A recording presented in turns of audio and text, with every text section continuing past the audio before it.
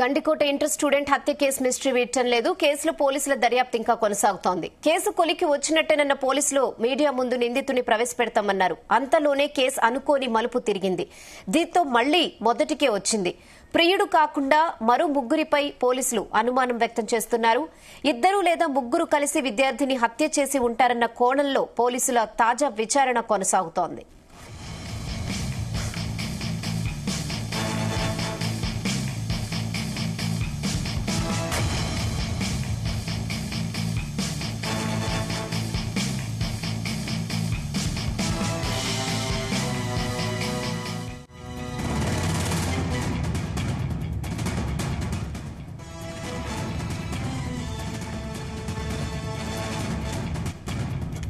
Gandikota inter student హత్య case mystery వీడటం లేదు. కేసులో పోలీసుల దర్యాప్తు ఇంకా కొనసాగుతోంది. కేసు కొలిక్కి వచ్చినట్టేనన్న పోలీసులు మీడియా ముందు నిందితుడిని ప్రవేశపెడతామన్నారు. అయితే అంతలోనే కేసు అనుకోని మలుపు తిరిగింది. దీంతో మళ్లీ మొదటికే వచ్చింది.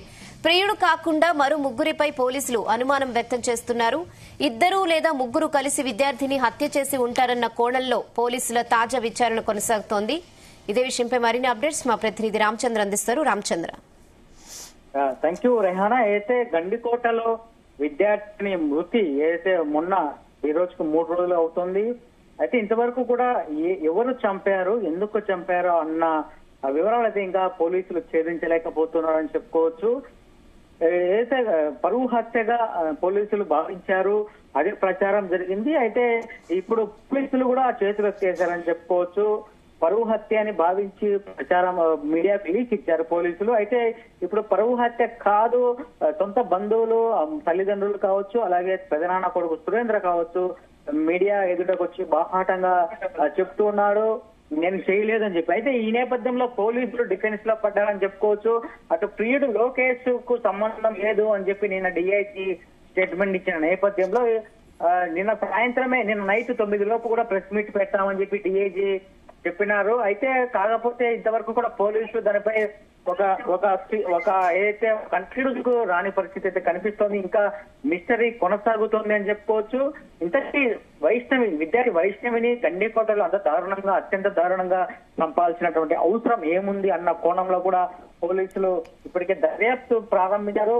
నిన్న కొన్ని క్లూస్ దొరికాయని చెప్పి డిఐజీ చెప్పిన నేపథ్యంలో నిన్ననే ఒక కన్క్లూజన్ వస్తుంది, కేసు ఇంకా ఛేదించారు అని చెప్పి కూడా అందరూ భావించారు. అయితే ఇప్పటికీ కూడా సస్పెన్స్ ఇంకా కొనసాగుతూనే ఉంది. గండికోటలో అసలు ఆ అమ్మాయిని ఎవరు చంపారు, ఎందుకు చంపారు, ప్రియుడు లోకేష్ తీసుకెళ్లారు, తర్వాత అమ్మాయిని అక్కడే వదిలేసి ప్రియుడు లోకేష్ ఇంటికి వస్తున్నటువంటి సీసీ కెమెరా ఫుటేజ్ కావచ్చు, ఆ తర్వాత తన అన్న ఎవరైతే పెదనాన్న కొడుకు వైష్ణవి పెదనాన్న కొడుకు సురేంద్ర కూడా వెళ్లారు. సురేంద్రనే పరువు హత్యగా భావించి తట్టుకోలేక చంపారని చెప్పి కూడా అందరూ భావించారు. అయితే ఇప్పటికి కూడా ఆ పరువు హత్యకు సంబంధించినటువంటి క్లూస్ కావచ్చు, సాక్ష్యాలు కావచ్చు ఇంతవరకు పోలీసులకు లభించలేదు. కానీ పోలీసులు మాత్రం ఇదొక పరువు హత్యగా భావిస్తున్నాము, విచారణలో అదే ప్రాథమికంగా వెళ్లలేదని చెప్పి కూడా చెప్పారు. కానీ ఇంతవరకు కూడా పోలీసులు కూడా ఎటువంటి సమాచారం కానీ కన్క్లూజన్ రానటువంటి పరిస్థితి అయితే కనిపిస్తోంది. గత 3 రోజుల నుంచి కూడా కడప జిల్లా ఎస్పీ అశోక్ కుమార్ కూడా గండికోటలోనే మకాం వేసి రాత్రి పగుళ్ళు అక్కడ ఇన్వెస్టిగేషన్ కొనసాగిస్తూనే ఉన్నారు. ఏమైనా సాక్ష్యాధారాలు దొరుకుతాయా అని చెప్పి కూడా ఆయన ఆ కోణంలో కూడా అక్కడే ఉన్నటువంటి పరిస్థితి. అలాగే డిఐజీ కోయ ప్రవీణ్ కూడా వచ్చి ఈ కేసు కోసం రంగంలోకి దిగినటువంటి పరిస్థితి మనం చూసాం. కానీ ఇప్పటి వరకు కూడా ఆ కేసుకు సంబంధించినటువంటి ఏది వివరాలు కూడా ఇప్పటికీ పోలీసులు చెప్పలేకపోతున్నారు. ఒక ధృవీకరించినటువంటి పరిస్థితి కనిపిస్తోంది. ఇంతకీ హంతకులు ఎవరు, వైష్ణవిని ఎందుకు చంపారు అనేది కూడా ఒక మిస్టరీగా మారిందని చెప్పుకోవచ్చు. గండికోట రహస్యంగా మనం ఈ హత్యకు సంబంధించిన వివరాలు మనం చెప్పుకోవచ్చు. కానీ ఇప్పటికీ పోలీసులు చెప్తూనే ఉన్నారు మేము ఇంకా విచారణ కొనసాగుతుందని చెప్తున్నారు. మరోవైపు ఏదైతే విద్యార్థిని పేరెంట్స్ కూడా చెప్తున్నారు ప్రియుడు లోకేషే నా కూతుర్ని పొట్టన పెట్టుకున్నాడు అని చెప్తూనే అదే వాదన చెప్తూనే ఉన్నటువంటి పరిస్థితి మనం చూస్తున్నాం. కానీ మరి పోలీసులు ఆ దిశగా ఎందుకు విచారణ చేయట్లేదని చెప్పి కూడా వైష్ణవి తల్లిదండ్రుల నుంచి కూడా ప్రశ్నలు ఎదురవుతున్నాయి.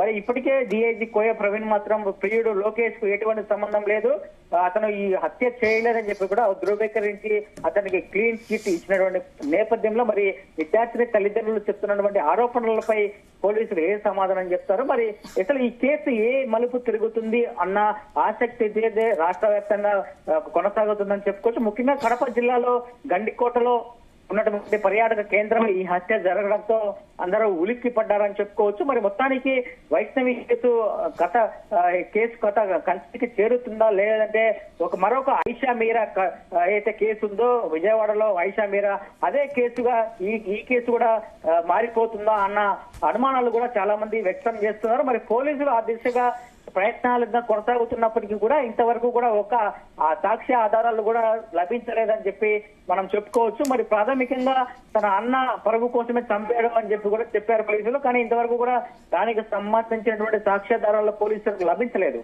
మరి అసలు ఇంతకు వైష్ణవిని ఎవరు చంపాల్సినటువంటి అవసరం ఏంది? అటు ప్రియుడు చంపలేదు, ఇటు ఇంటి పరుగు కోసం ఇంటి వ్యక్తులు చంపలేదు. మరి మూడో వ్యక్తి ఎవరు అన్నది కూడా పోలీసులు దర్యాప్తు అయితే కొనసాగుతోంది. గండికోటలో ఎప్పుడైతే వైష్ణవి ఇష్యూ జరిగినప్పటి వైష్ణవి వాళ్ళు వచ్చినప్పటి నుంచి కూడా మొన్న నుంచి ఎవరైతే పర్యాటకులు వచ్చారో వాళ్ళందరినీ కూడా ఫోన్ కాల్ డేటా ద్వారా అందరినీ పిలిపించి ఎంక్వైరీ చేశారు. దాదాపు ఒక 200 మంది సాక్షులను కూడా గండికోటలో పర్యటించినటువంటి పర్యాటకులు అందరినీ కూడా 200 మందిని కూడా విచారించారు. అయితే ఇప్పటికీ కూడా కేసుకు కన్క్లూజన్ అవ్వలేదని చెప్పి కూడా మనకు సమాచారం ఉంటుంది. మరి పూర్తి స్థాయిలో ఎంక్వైరీ జరుగుతున్నప్పటికీ కూడా పోలీసులు ఎందుకు ఇంత కన్క్లూజన్ అవ్వట్లేదు, కన్క్లూజన్ కి రావట్లేదు, కన్ఫ్యూజన్ లో ఎందుకు ఉన్నారు అనేది చాలా మందికి అనుమానాలు వ్యక్తం అవుతున్నాయి. మొత్తానికి ఒక $1 మిలియన్ ప్రశ్నగా మనం చెప్పుకోవచ్చు.